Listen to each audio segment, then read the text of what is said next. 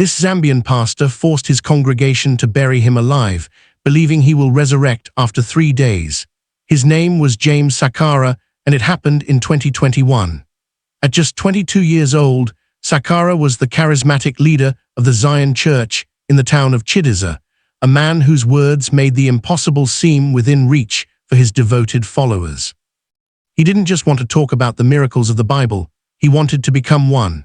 Witnesses say he was obsessed with the idea of resurrection power, eventually convincing 3 assistants to help him perform a test that horrified local elders. Before stepping into the shallow grave, Sakala insisted on a chilling detail. He demanded his hands be tied behind his back. He wanted no one to claim he had used his own strength to escape.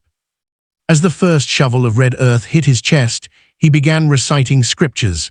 When the final layer of soil covered his face and the mound was smoothed over, the crowd went silent.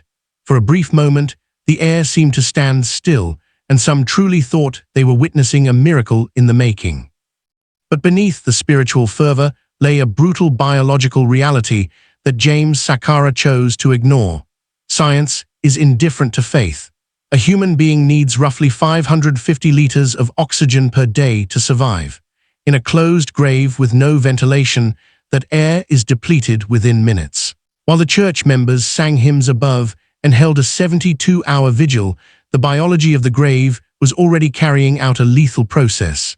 By the second night, the silence below ground was permanent.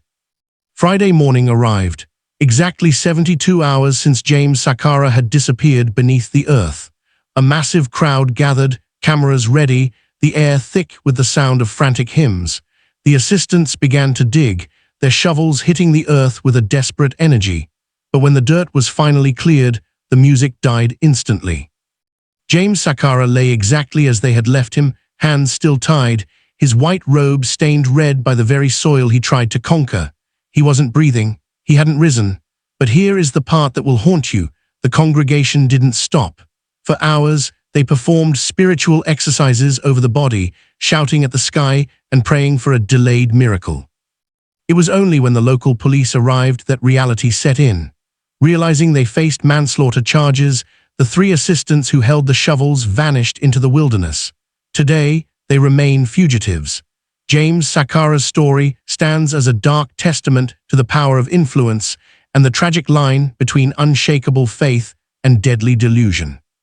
Was this ultimate faith or ultimate ego? Let me know in the comments. Don't forget to like. Thank you.